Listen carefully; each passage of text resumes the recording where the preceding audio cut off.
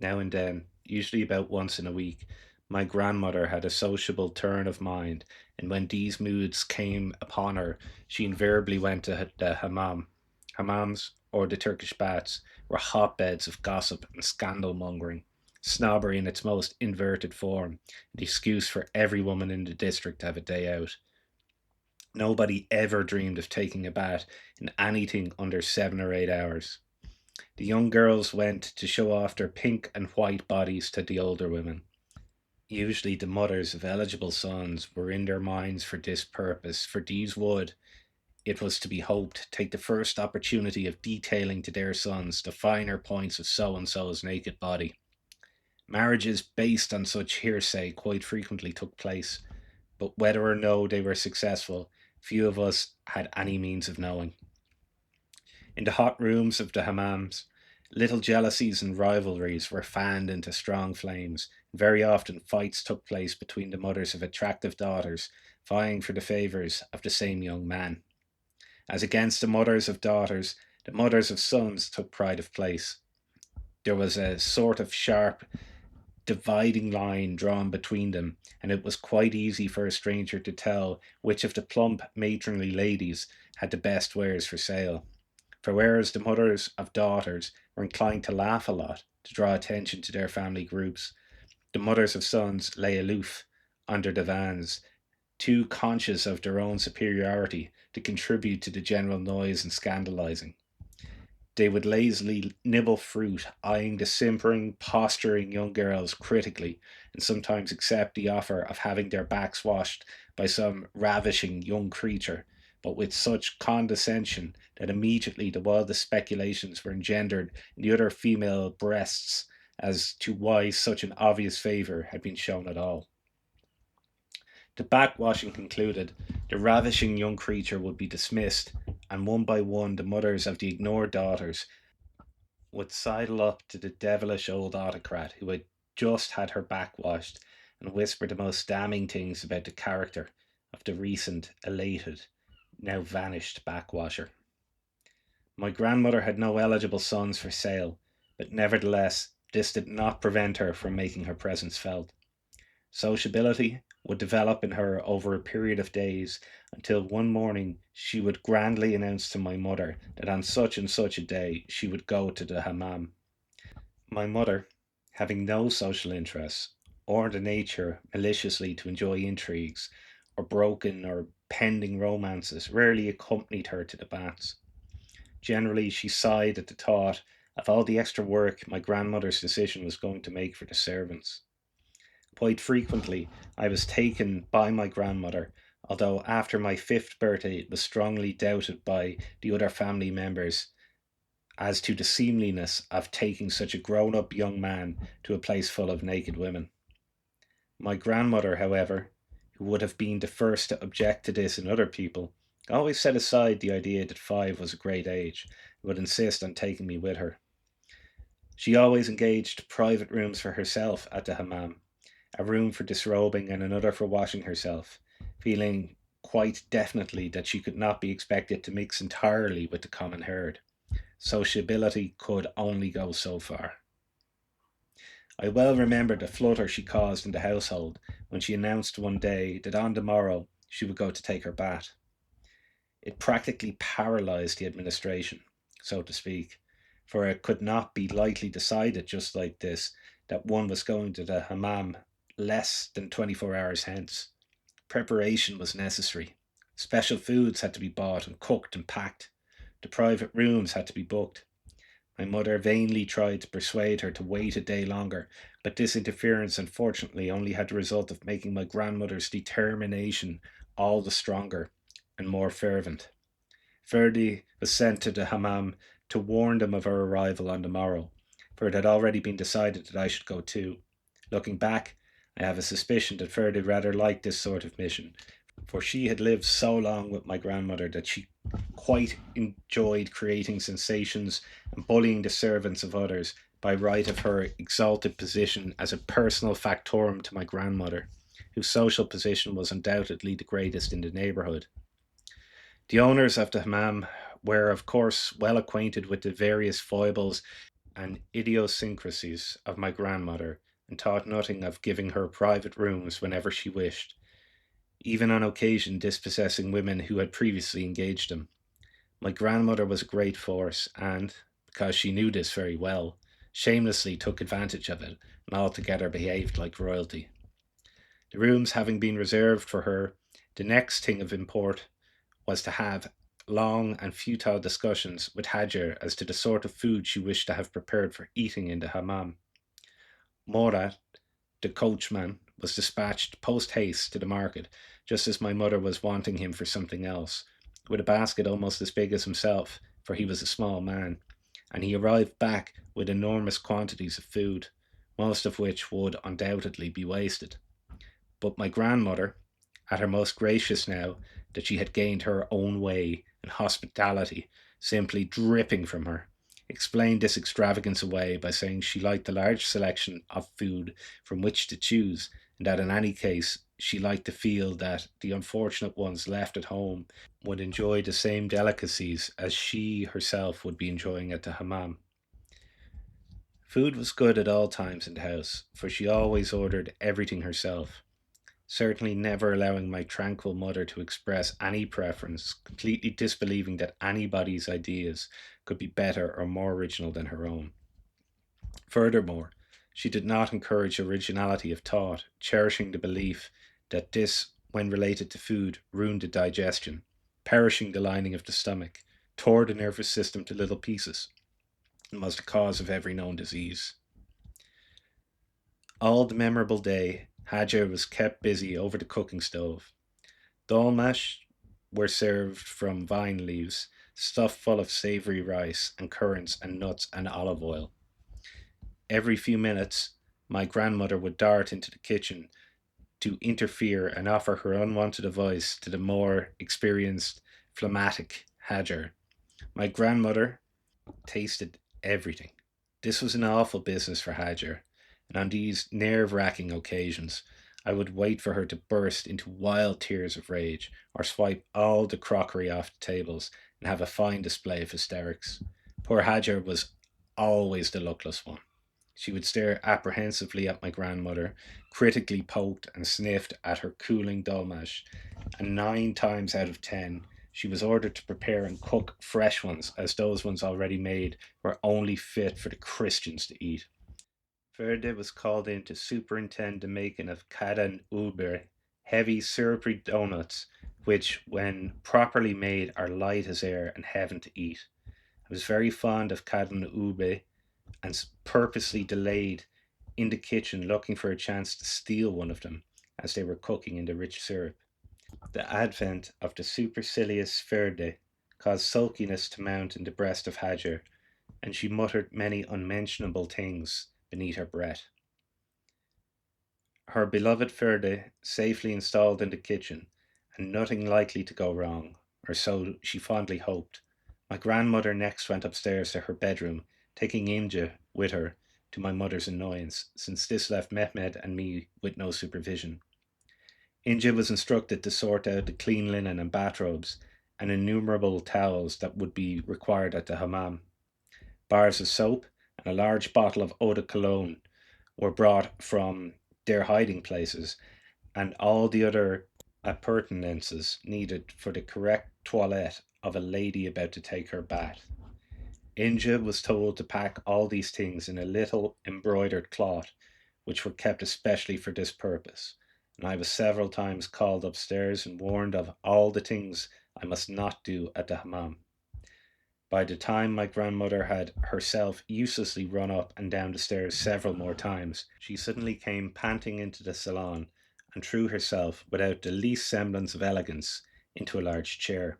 She fanned herself vigorously, then complained to my mother that she was very tired and she could not understand why it was that whenever she wished to take a bath, it was she who had to do all the work about the place. Hajar, she said, was more than ever useless, and she did not know why she continued to keep her, excepting perhaps that it was because she felt pity for her, knowing that no other household in the world would keep her for more than a day. My mother, who had a soft spot for the maligned Hajar, here interrupted to tell my grandmother that, on the contrary, when she went to the hammam, she completely disorganized the entire house. Warming to her subject in the face of my grandmother's disbelieving attitude, she said that here was she starving with no one to prepare a meal for her. Her children were hungry too, and that as Hajar had already been twice told to throw away all the dolmash she had spent the entire morning cooking, she felt that the rest of the day would go by in a similar fashion until we would all die with the hunger. This considerably enraged my grandmother, who thought the whole accusation very unjust indeed, and she then added chaos to chaos by impetuously ringing for Murat and ordering him to run immediately to the butcher to buy meat as everybody was hungry. Murat, who was hungry himself, went with great haste lest my grandmother changed her mind again. She, with great indignation at being so unjustly accused, went off in a temper to the kitchen to instruct Hadger to leave everything and prepare luncheon, since my mother, worn out with all the embroidering she had done that morning, was starving. She suddenly recollected that henna had to be applied to her hair and called Ferde away from the Caden Oberry, demanding to know why the henna had not been prepared before this time. Her obstreperousness affected us all, and me in particular, so that I was continuously fractious, eventually reducing Injia to tears of rage.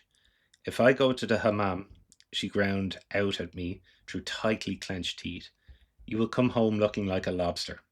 I shall hold your head under the boiling water until you die, and pull your nose until it is as long as an elephant's nose. Sufficiently intimidated, I fled to Hajar, who gave me sugar to eat and sat me on a high chair so that I could watch what she was doing. But the hot smell of food overcame me, and in any case, I was far too excited to sit still for very long. So I demanded to be lifted from the high chair and went in search of my grandmother. I discovered her in her bedroom, and as she was in a gracious mood, she permitted me to enter just inside the door to watch what Ferde was doing. I could not help laughing when I saw her because she looked so funny. She was sitting in a straight backed chair in front of a long mirror, Ferde beside her, placing layer after layer of clean white paper over the revolting brown mess of henna which covered her hair.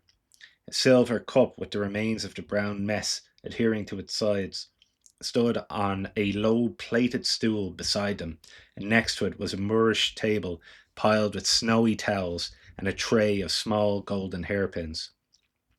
Because my grandmother had henna on her hair, she was unable to go to the salon or to the dining room, so she stayed in her room and ate lokum out of a large dish on her lap and drank rose sherbet. She then languidly refused a tray of luncheon brought to her by Inja, saying she was not hungry and that she needed very little to keep her going. I begged to be allowed to eat the tray of the refused food, and permission was indulgently granted, but my mother was furious when she heard of it and sent Inja to fetch me to the dining room. I regretted having to leave the close, scented atmosphere of my grandmother's room and bit Inja's finger on the way downstairs in revenge. After luncheon was over, Ferde re-prepared all the bathrobes and lingerie Inja had so carefully packed during the morning. Ferde put little bags of lavender between each fold, annoyed because Inja had forgotten to do this. The smell of lavender always lingered in her house, for all the drawers and cupboards were full of it, tied into little muslin bags and placed between the linen. Every year, the wild, gaunt looking gypsies used to gather it in the hills, then come down to the city to sell laden baskets full of its sweet perfume. Lavender grew in a corner of the garden, but we always bought from the gypsies. I remember a merry eyed gypsy girl who used to come to the house when I was small. She would stand in the street singing her lavender song, and then she would be brought into the house by Ferde, who would bargain astutely for the lavender. Hajar would make the Turkish coffee for her to drink, and I would steal into the kitchen to look at the dark, alien face of the gypsy girl as she sat on the table and swung her long, bare legs. Sometimes my grandmother would order Hajar to give the gypsy a good meal, and afterwards she would be called to the salon to read the future for my mother and grandmother, who both had a childlike belief in such things. She would be given a cushion and would sit on this just inside the door, fearful to advance too far into the elegant room, careful not to put her bare, dirt grimed feet on the carpets. Having read the amazing things revealed in her shining crystal ball and thoroughly fevered my imagination, she would take out a handful of dried broad beans from a bag attached to the wide belt she wore, extricate a handkerchief remarkable for its cleanliness, and some blue glass beads, and begin the fortune telling all over again. When this was finished, my grandmother would toss her a gold coin, which she would catch dexterously. She had long, slim fingers, I remember, the filbert shaped nails always tinted with henna, and a brown little face with a wide mouth that always seemed to be laughing. She wore strange, exotic garments of every hue, and her shining black hair had twisted through it many vividly hued glass beads. She would tell us about her life in the tents and of her husband, who made baskets to sell to the peasants, or sometimes to the rich houses of Istanbul. She gave one the impression that she was sharp as a monkey and oddly alluring, and I used to imagine a fine, swashbuckling husband for her, with swarthy face and gleaming white teeth and gold earrings dangling, flashing in the sun as he moved his leonine head. A tall, muscular man he would be, with magnetism to match the strange charm there was about her. I was very disappointed one day when he accompanied her to our house, wishful to sell one of his baskets to my mother for Murat's use. He was small and thin and ugly in a frightening way, with a pockmarked face and a cruel mouth with eyes which looked as if they were perpetually narrowed by avarice. He exuded danger and dark deeds on a windy night, and I was very afraid of him. He was jealous of the gypsy girl who was his wife, and I noticed she was very subdued in his presence, the laughter dimmed in her eyes. He was very free with Ferda, who became taut and haughty and almost incredibly like my grandmother in a rage. He slapped Turger's rolling backside several times, roaring with laughter each time she protested. I fled from the kitchen to the salon, my eyes for some reason or other blinded with tears. I felt a helpless, childish rage against him and his coarseness, and pity for the poor merry gypsy girl he had married. I did not know that life and people are seldom what one expects them to be. When my father arrived home that evening, hampers of food, which had been parcelled by Ferdy, were stacked in the hall, and the packages containing the clean linen and various other sundries stood beside them. My father began to laugh when he saw them, remarking to my mother that all the world knew when my grandmother was going to take a bath. She came down the stairs as he was saying this, her hands blazing with jewels and a large, brightly coloured silk scarf tied over her head. She looked extremely odd, with her small, slender body and the swollen head. The drying henna and the innumerable towels still covered it, but she had made a concession to polite society by winding her gay scarf over them so that she could eat in the dining room with the rest of the family. I'm going to the Hammam tomorrow, she said, and my father, with a very grave face and making a gesture in the direction of the parcel, said that this was not difficult to understand.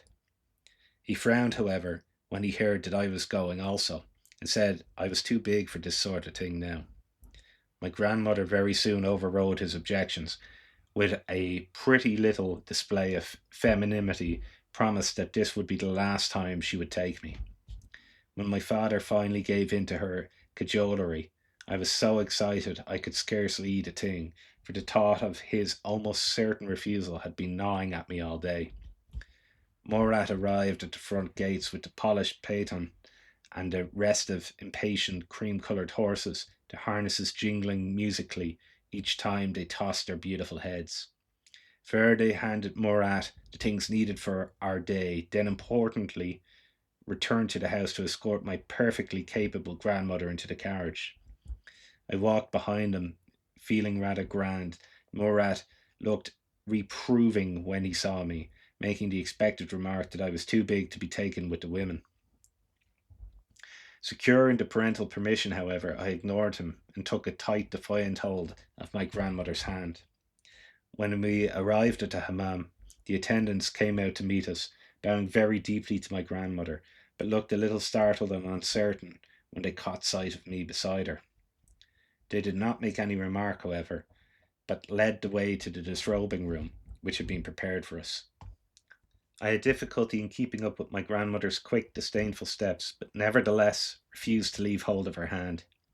We passed through a vast marble hall, with divans grouped against the walls and little frosted glass doors which opened off to the private rooms. There were many women lying about on the divans, and in the centre of the hall was a pool and a fountain, the waters making a cool, tingling sound as they rose and splashed into the stone basin. Many more bottles of gazos, a type of soda water, stood cooling in the pool. For this was a communal room, and it was here that all the women would eat and gossip when they had completed their washing. We passed through without looking to the right or to the left. In fact, I kept my eyes firmly on the ground, as I had been warned to.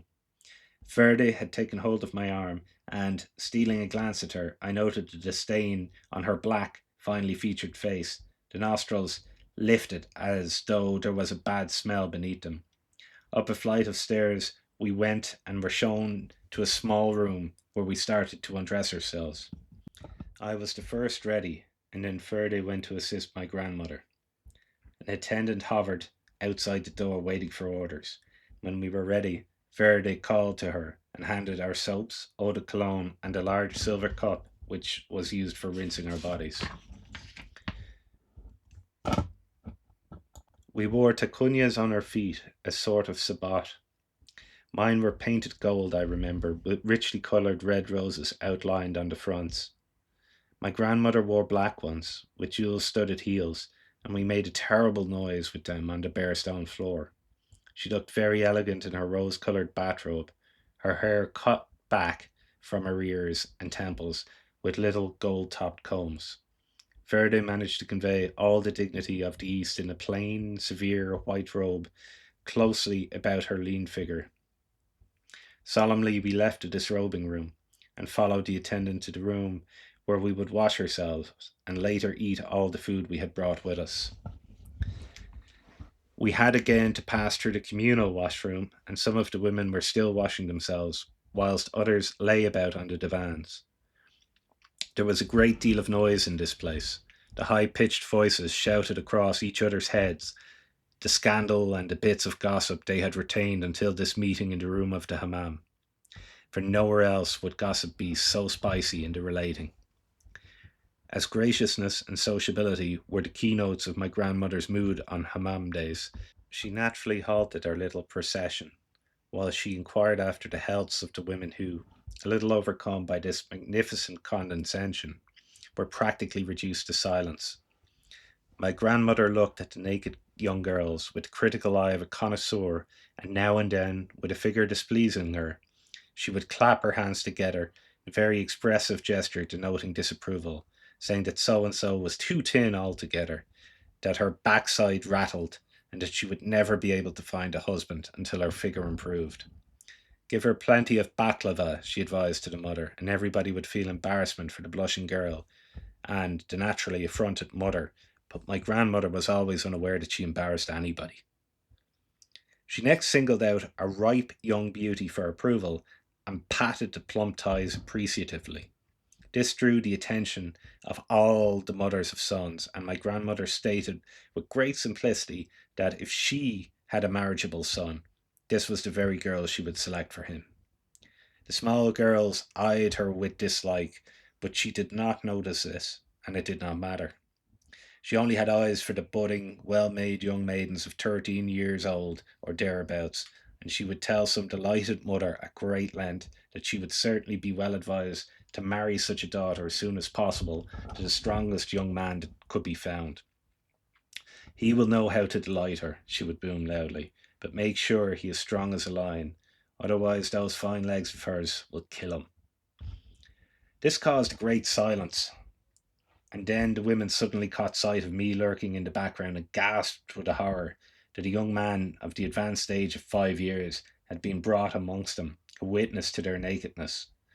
They curled into the most unnatural positions, trying to cover their bodies, and sniggering into the protective arms rude remarks about my male organs.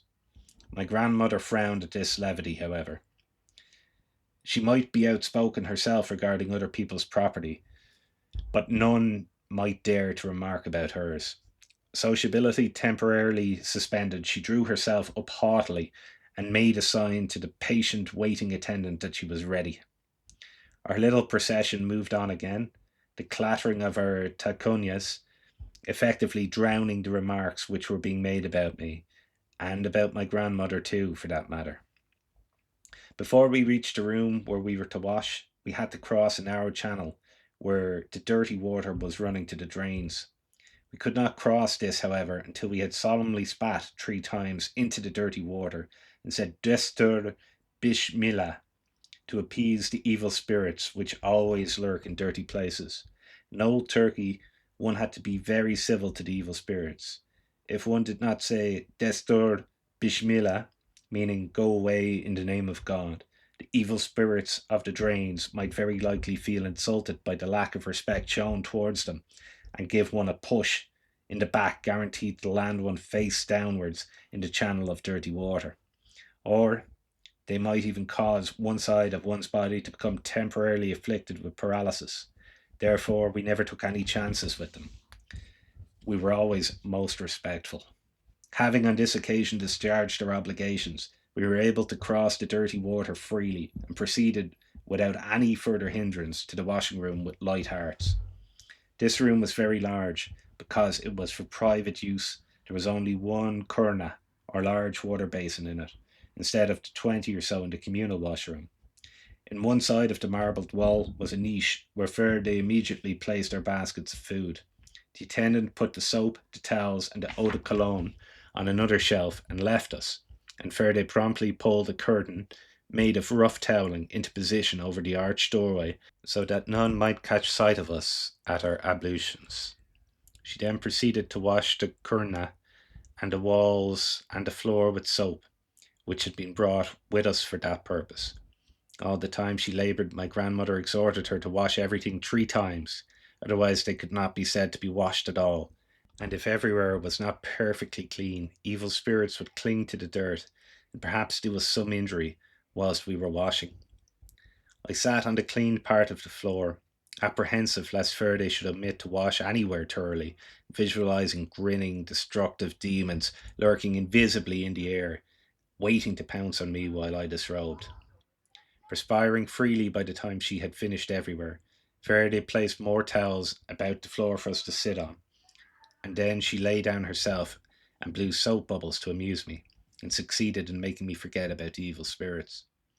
Washing was the worst part of the visit to the Hammam, for Faraday, like Inja, had no mercy on me, and lathered me from head to foot 3 times, making sure I could not escape from her by holding me securely between her strong legs. She put a sort of loofah glove on her right hand and scrubbed and kneaded my body with it until great ugly lengths of black dirt were brought to the nearly bleeding surface and released.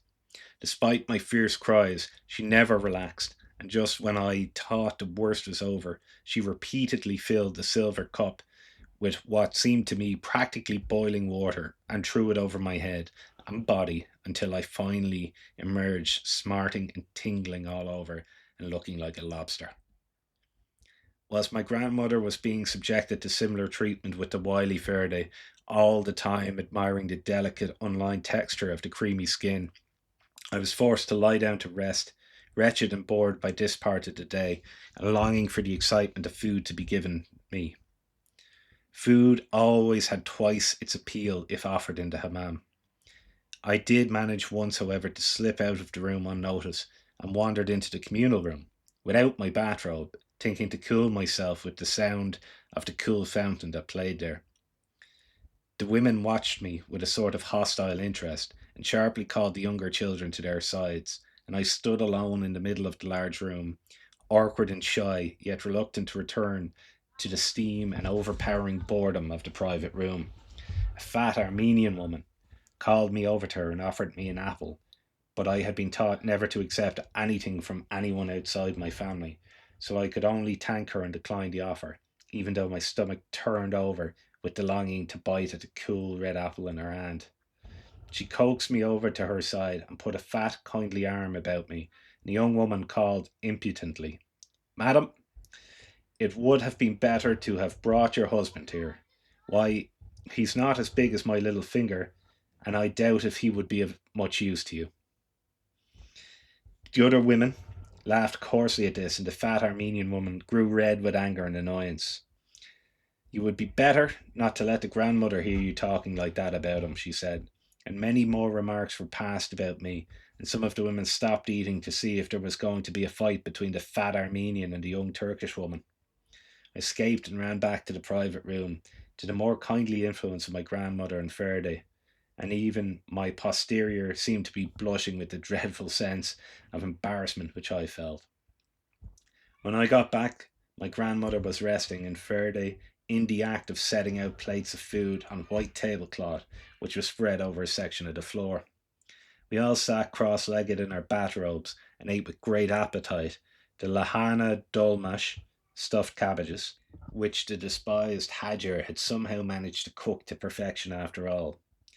We ate koftas, borek, turshu, green peppers, and fat golden cucumbers. An attendant brought us iced gozos to drink, and then we ate Ferdi's specialty kadin ube, and afterwards were so overcome with sleepiness that my grandmother became quite querulous at my slowness in finishing. She brusquely ordered Ferdy to clear away the dirty remains of our feast and said that she wished to sleep. I curled myself up in a ball beside her, belching unashamedly to show my appreciation of all the good food I had eaten, and then I went to sleep too. When I awoke, the day at the Hammam was almost over. My grandmother was in the act of bathing herself for the last time, and Ferdy, noticing my awakening, promptly seized the opportunity to wash me again. Renewed by her sleep, she put as much energy into washing as though the dirt of centuries lay over me. The day was dying. Crockery, dirty linen, and the silver washing cup were packed away by Faraday. The empty eau de cologne bottle lay forlornly in the centre of the floor. It would not be wanted again. My grandmother put on her rose coloured bathrobe and helped me into mine, and we went down the long echoing corridor to the room where we had left our clothes this morning, which now seemed a lifetime away. I averted my eyes as we passed through the groups of remaining women. Many of them were here this morning had already gone home, but those who still remained called out respectfully to my grandmother, wishing her good health and continued prosperity. But she was in no mood for trivialities. She ignored them all. The time for sociability was over for another week.